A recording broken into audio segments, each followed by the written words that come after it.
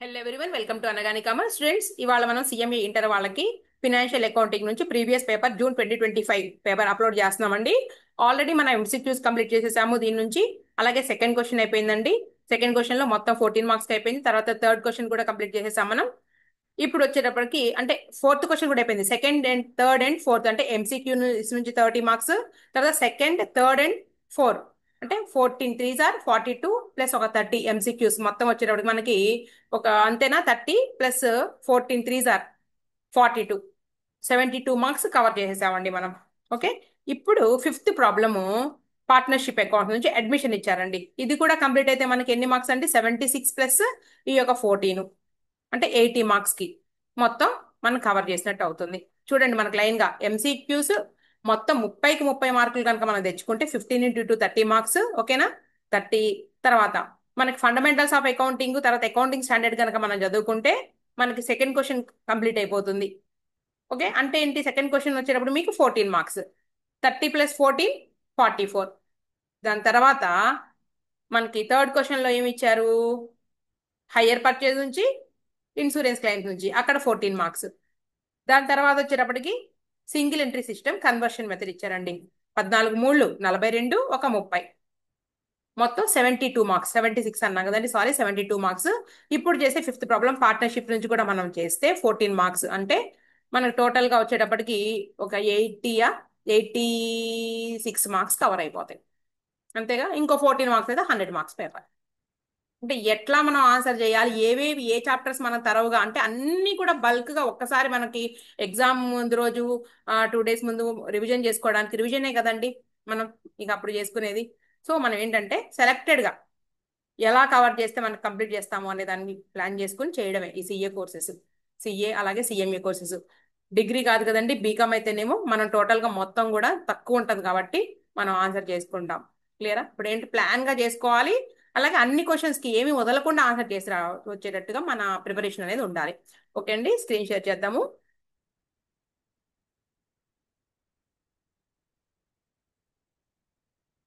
Right.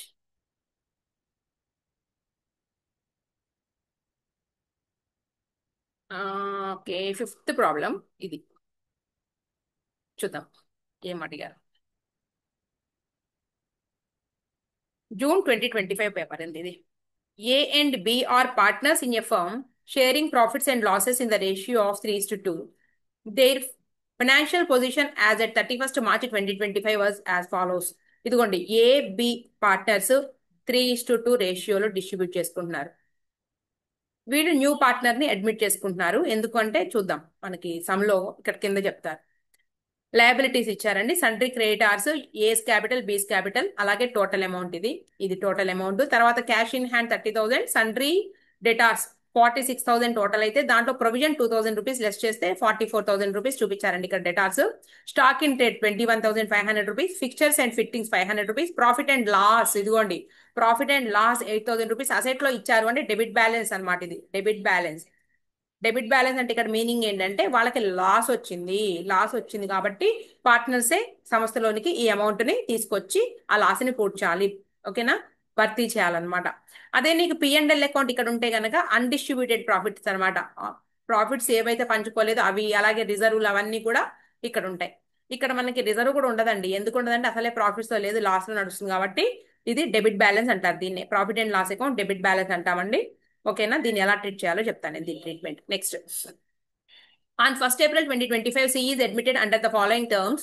New profit sharing ratio A is to B is to C 5 is to 3 is to 2 అండి.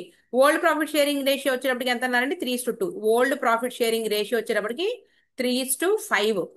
Okay, new profit sharing ratio వచ్చేటప్పుడు 5:3. Next, good will is valued at 16,000 rupees. C brings in cash for goodwill. C brings in cash for goodwill. Okay, half retained in business. C goodwill తేవాలట అంటే 16,000 rupees తీసుకురాడండి. Goodwill is valued at 16,000 అంటే total firm's goodwill 16,000 rupees. దాంట్లో ఈ Cs share వచ్చేటప్పటికి 2. So ఎంత తీసుకొస్తాడంటే ఇక్కడ చెప్తాను చూడండి ఒకసారి.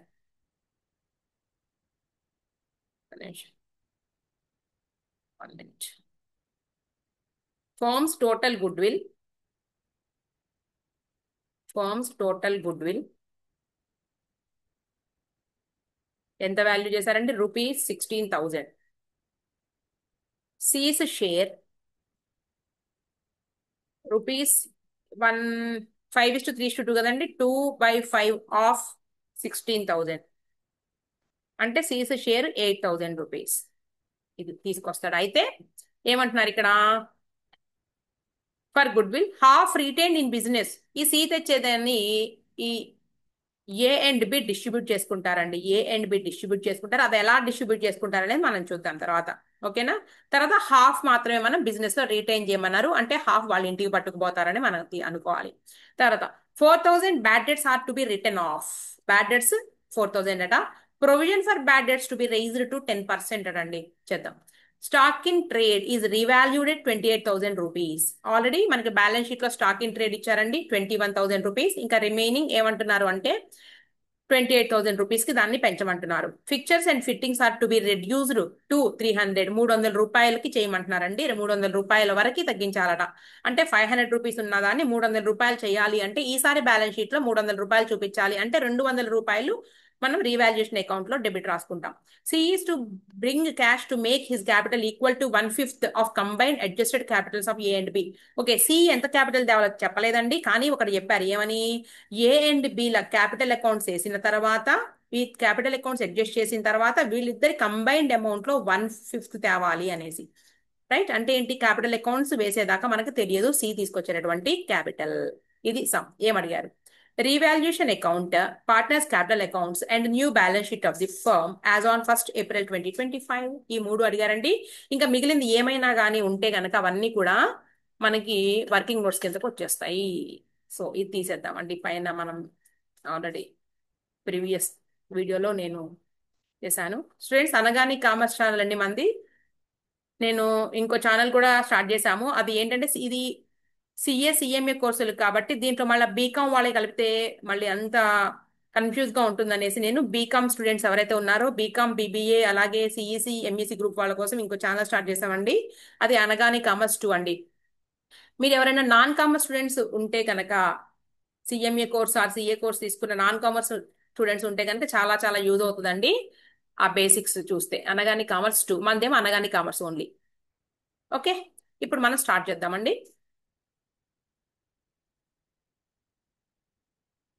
ఇదిగోండి, ఇది ఫస్ట్ రీవాల్యుయేషన్ అకౌంట్.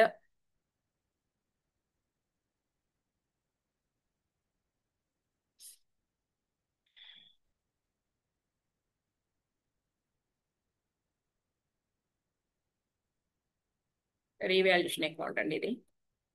తర్వాత పార్ట్నర్స్ క్యాపిటల్స్ అకౌంట్ పక్కన వచ్చేద్దాం ఇక్కడ.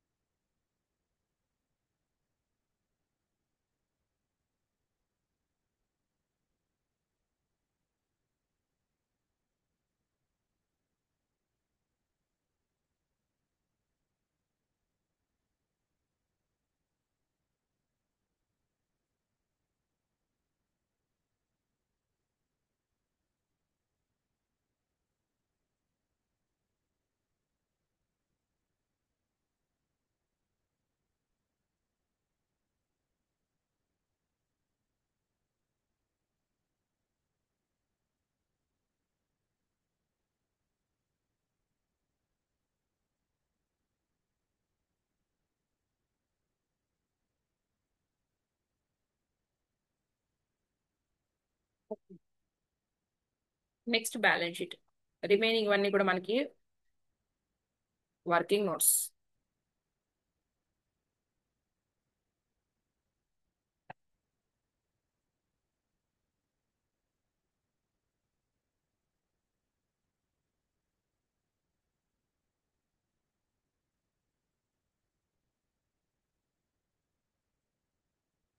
వర్కింగ్ నోట్స్ అంటే దేనికి? మనకి క్యాష్ ఒకటి ఖచ్చితంగా తీసుకోవాల్సిందే. Balance sheet as on 1/4/2025. Liabilities, assets. Right? Next ఇదిగోండి, క్యాపిటల్ అకౌంట్స్ ఆఫ్ ఏబిసి అనుకుంటా. AB and C. ABC. ABC right. By balance brought down రాసేస్తున్నానండి ఫస్ట్.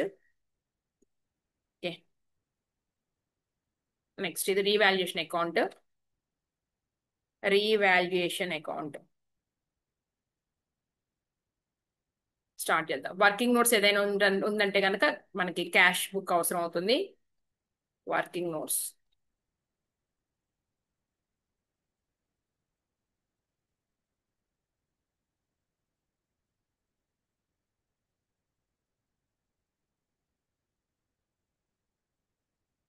Cash right. చూద్దామండి ఫస్ట్. రీవాల్యుయేషన్ అకౌంట్ దగ్గరకు వచ్చేసండి. గుడ్ విల్ ఇవన్నీ తర్వాత మాట్లాడదాం మనం. First point C 4,000 rupees bad debts are to be written off అనగానే ఫస్ట్ రాసేయండి. Revaluation account debit side 4,000 rupees to bad debts. తర్వాత 46,000 సంట్రీ డెటార్స్ 46,000 కదండి. దీని మీద మనం ప్రొవిజన్ చూడాలి. ఈ 4,000 రూపీస్ లెస్ చేసిన తర్వాత ఉన్న అమౌంట్ మీద మనం ప్రొవిజన్ ఎంతో క్యాలిక్యులేట్ చేయాలి. ఒకసారి ఇక్కడికి వచ్చేద్దాం. ఇంకో working notes 2. Working notes 2 calculation of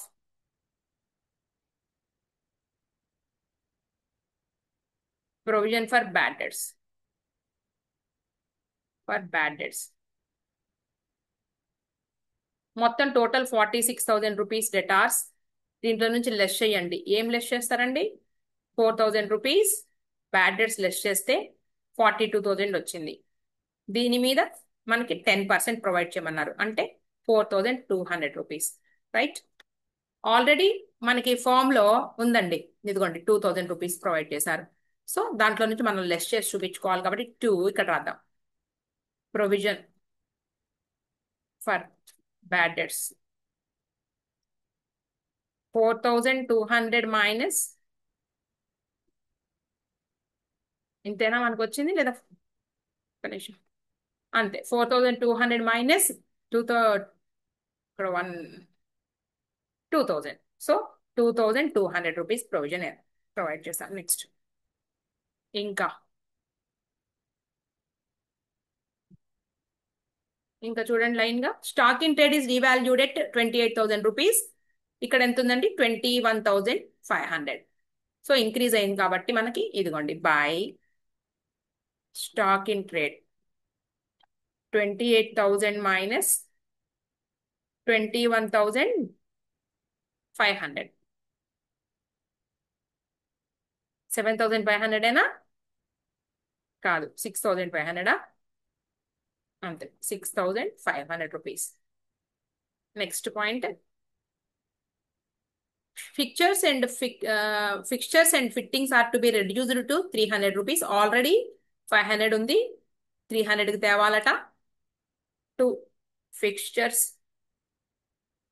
and fittings 100 రూపీసేగా, అంతేగా? 100 500 లెస్ కదా, 200 rupees. 500 minus 300.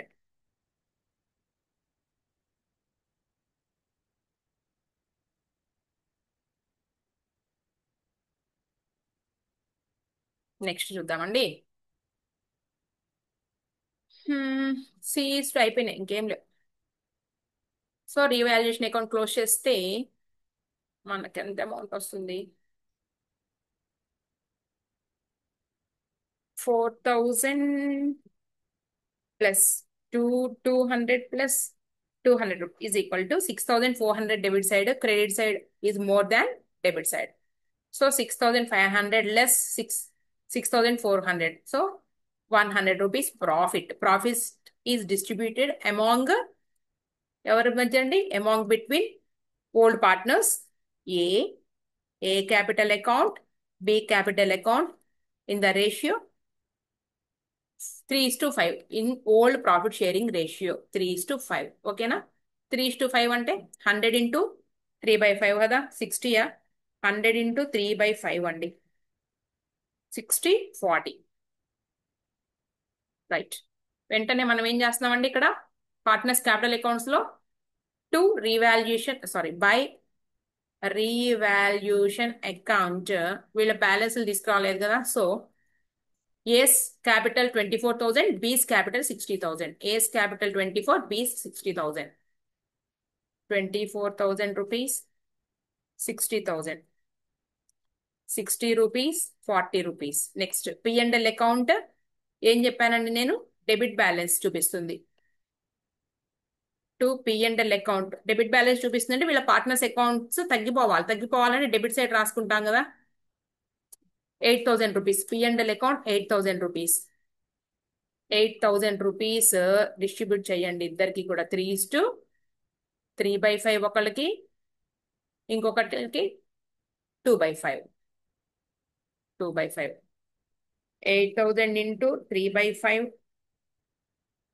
4,800 rupees per A, 3,200 rupees for B. Next point 14 marks ఈజీగా తెచ్చుకోవడం, ఏం లేదు, ఈజీగా ఉంది. పేపర్ చూడంగానే మాత్రం అబ్బో లెంగ్తీ ప్రాబ్లమ్స్ టఫ్ అనుకున్నారు. అలాగే ఉంటుంది ఎగ్జామ్ హాల్లో కూర్చోగానే. నిదానంగా చేస్తే ఏముందండి, ఈజీగా చేసేస్తున్నాం కదా మనం. ఓకేనా? Okay. Next goodwill matter మాట్లాడదామా. 16,000 rupees. Okay. Working notes 3. Working notes 3. Calculation of goodwill.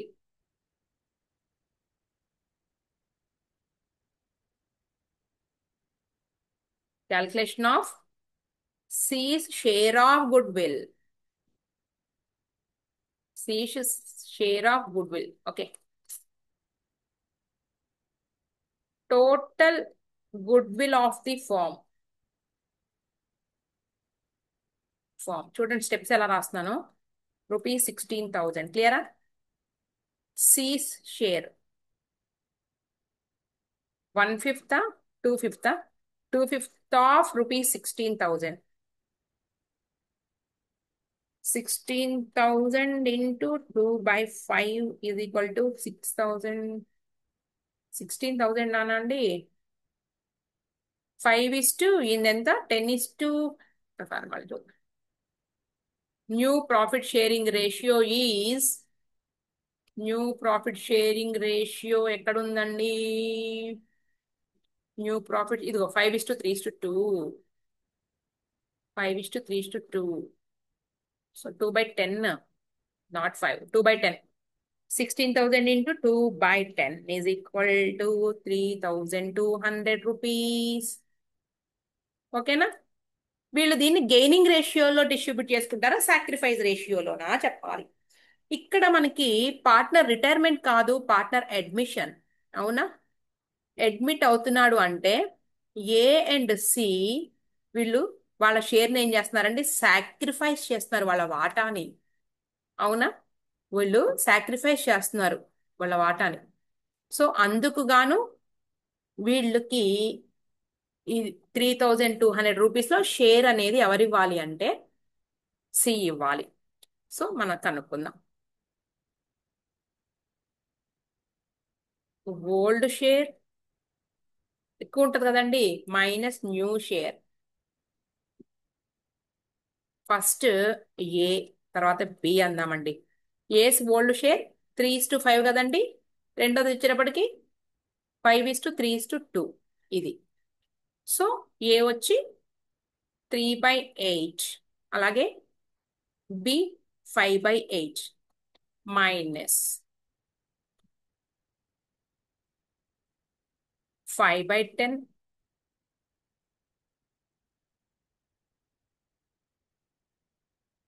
Old profit sharing ratio ఇంకొకసారి చూద్దాము. 3/5 ఏనా, 3:2. 3:2.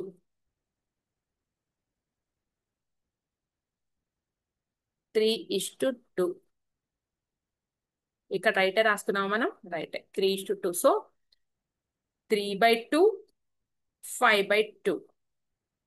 ఈజ్ ఈక్వల్ చూద్దాం, ఇద్దరు సెపరేట్ చేద్దాంలేండి ఇక్కడ కన్ఫ్యూజన్ లేదు. ఇదిగోండి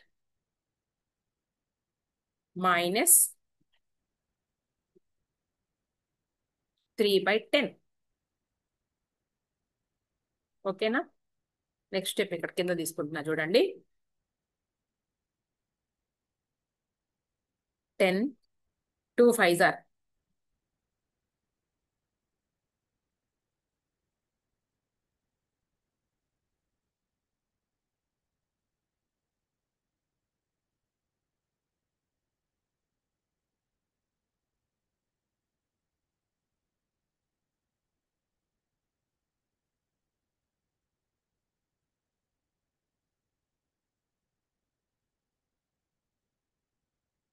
ఒక్క నిమిషం ఆగండి.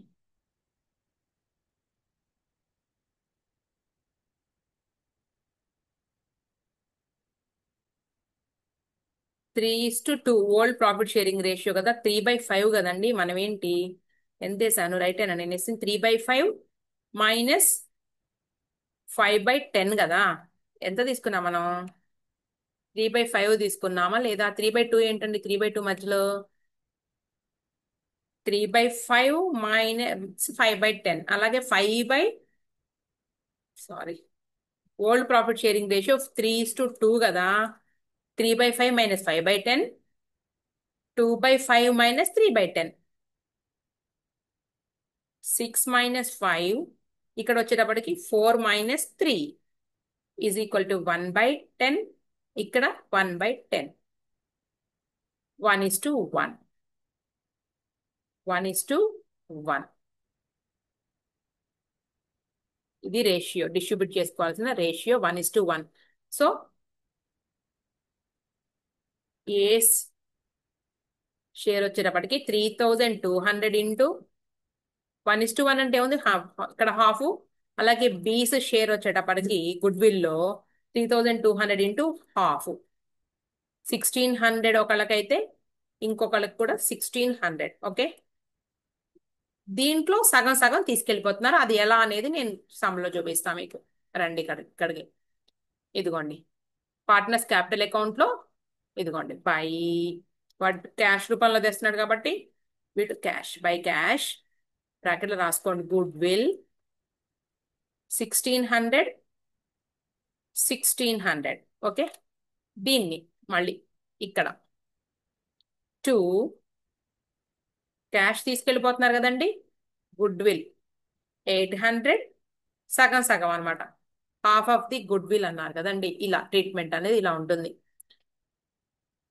నెక్స్ట్ వెంటనే మనం క్యాష్ లో కూడా ఎంటర్ చేసేద్దాము. Balance brought down. అసలు మనకి బ్యాలెన్స్ షీట్ లో, ఓల్డ్ బ్యాలెన్స్ షీట్ లో క్యాష్ ఇన్ హ్యాండ్ 30,000 రూపీస్ ఇచ్చారు. 30,000 రూపీస్. అలాగే గుడ్ విల్ తీసుకొచ్చాడు కదండి. గుడ్ విల్ వీళ్ళిద్దరు డిస్ట్రిబ్యూట్ చేసుకున్న గుడ్ విల్ ఏదైతే ఉందో అది 3,200 rupees. Half of the amount వెళ్ళిపోయింది కాబట్టి బై, ఎవరెవరు వాళ్ళిద్దరు, ఏ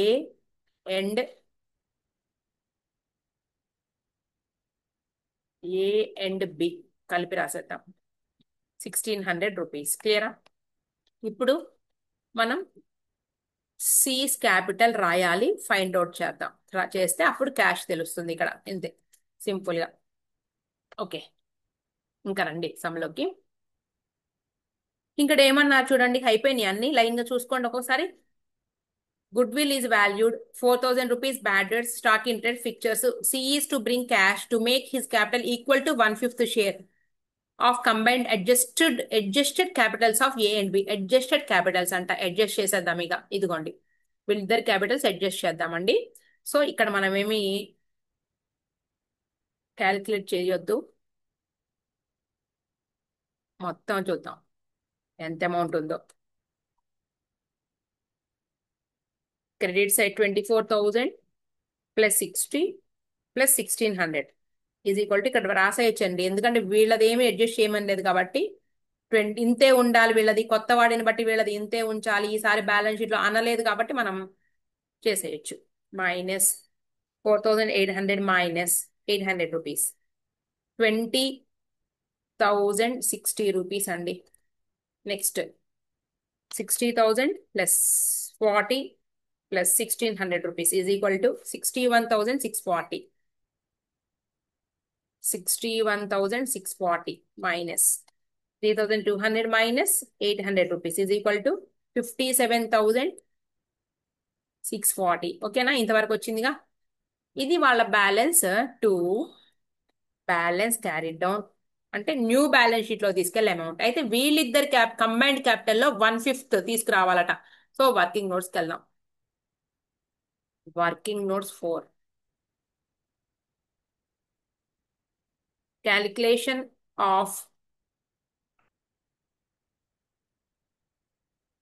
the amount of capital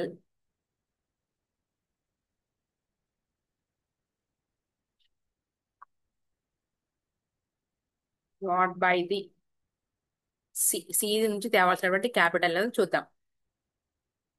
combined capitals of A and B ఎంతండి? కంబైన్డ్ క్యాపిటల్స్ 20,060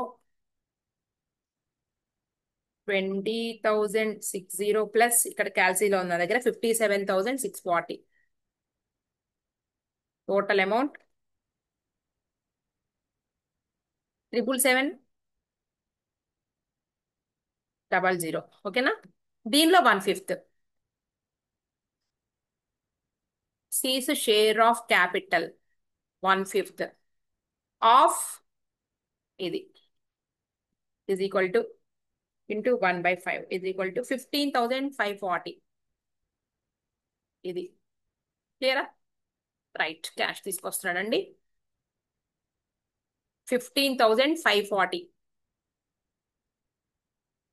సింపుల్ ప్రాబ్లమే. By cash account. ఓకేనా? ఇక బ్యాలెన్స్ చేసేయండి. వెంటనే మర్చిపోతామేమో మనం దీన్ని. క్యాష్ బుక్ లో రాసేయండి. 15,540 టోటల్ 15,540 15,540 15,540. ఒకసారి క్యాష్ కూడా మనం బ్యాలెన్స్ చేసేసుకుని వెళ్ళిపోదాం. 30,000 rupees plus 3,200 rupees plus 15,540 is equal to 48,740 అండి. 48,740 minus 1,600 is equal to 47,140 by balance carried on brought down. Balance sheet రండి. 47,140తో 47,140 రూపీస్ క్యాష్ ఇన్ హ్యాండ్. ఇంకేమున్నాయండి? లైన్ గా చూద్దాం. స్టాక్ ఇన్ ట్రేడ్ అయినా ఫస్ట్ పాయింట్ ఇదిగోండి. సండ్రీ డెటార్స్ చూడాలి కదా. Sundry debtors. ఓకేనా? సండ్రీ డెటార్స్ మీద ప్రొవిజన్ మొత్తం కూడా మనం క్రియేట్ చేయాల్సి ఉన్నాము. సండ్రీ డెటార్స్ 46,000 మైనస్ 2,000 అన్నారు కదండి.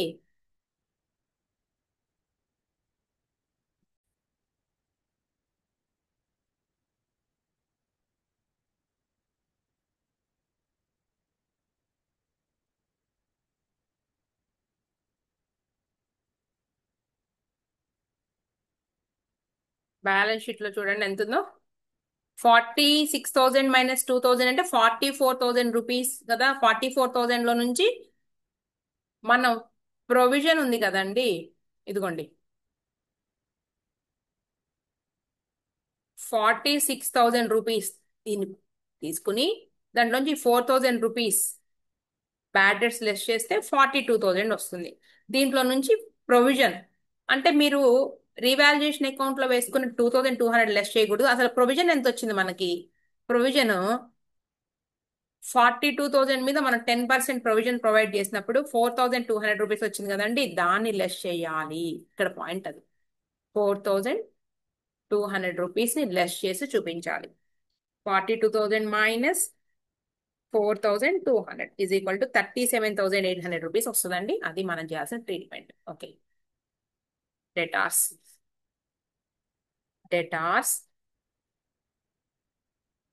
44,000 మైనస్ 4,000 ఎంత వచ్చింది మీకు? 44 కదండి, 46, 42,000 వస్తుంది. దీంట్లో మళ్ళీ లెస్ ప్రొవిజన్ మనం ఫైండ్ అవుట్ చేసాం కదండి, 4,200. సో తీసేసి 37,800 రూపీస్ వచ్చిందండి. నెక్స్ట్ పాయింట్ చూద్దాం. స్టాక్ ఇన్ ట్రేడ్ 21,500 కాదు, 28,000 చేయమన్నారు. Stock in trade 28,000. Furniture fixtures వచ్చేటప్పుడు తగ్గాలి. Furniture and fixtures 300 rupees. ఇంకేమైనా ఉన్నాయని P&L అకౌంట్ ఈ బ్యాలెన్స్ మనం డిస్ట్రిబ్యూట్ చేసేసాం, అయిపోయింది. పార్ట్నర్స్ క్యాపిటల్ అకౌంట్ నుంచి తగ్గించి చూపించాము. అలాగే sundry creditors capital B capital. So sundry creditors 20,000 rupees. Sundry creditors 20,000 rupees. Capitals A B C. A B C వచ్చి మీకు ఎంత అండి? ఏబిసి ఇక్కడ చేసాం కదా మనం, వాళ్ళ పైన ఇదిగోండి, ఇక్కడే ఉన్నాయి, ఇదిగోండి. 20,060, 57,640, 15,540 అన్ని రాసామని నేను అనుకుంటున్నాను. చూద్దాం. ప్లస్ 2060 ప్లస్ 57,640 ప్లస్ 15,540 చూద్దాం. 1,13,240 వచ్చింది. ఇటు కూడా చూద్దాం. 47,140 plus 37,800 plus 28,000 plus 300, 1,13,240. Two sides కూడా ఇంతే సేమ్. 1,13,240. బ్యాడ్ డెట్స్ దగ్గరే డౌట్ వస్తుందండి, మళ్ళీ చెప్తున్నాను. ఇదిగోండి, ఈ టోటల్ అమౌంట్ 46,000 రూపీస్లో ఈ ప్రొవిజన్ కాకుండా మనం ఏంటి అంటే 46,000 రూపీస్లో నుంచి బ్యాడ్ డెట్స్ 4,000 లెస్ చేస్తే 2,000 వచ్చింది. 42,000 వచ్చింది కదండి మనకి. ఈ 42,000లో నుంచి ప్రొవిజన్ మొత్తం మనకి 4,200. అది మొత్తం లెస్ చేస్తే ఎంత అమౌంట్ వచ్చిందో దాన్ని చూపించాలి. ఇలా చేయాలి. ఒకవేళ 44,000 తీసుకున్నా కూడా మనం ట్రీట్మెంట్ వేరే రకంగా చేస్తాం. ఇంతే సమ్. ఓకేనా? ఇదిగోండి బ్యాలెన్స్ షీట్. ఈ మూడే మనల్ని అడిగారు. ఈ క్యాష్ బుక్, వర్కింగ్ నోట్స్, తర్వాత calculation of provision for bad debts, working notes అండి. తర్వాత calculation of C's share of goodwill, అది. తర్వాత మనకి ఎంత క్యాపిటల్ తేవాలి, calculation of amount of capital bringing by C. ఈ ప్రాబ్లం నెంబర్ 5, 14 మార్క్స్ అండి ఇది.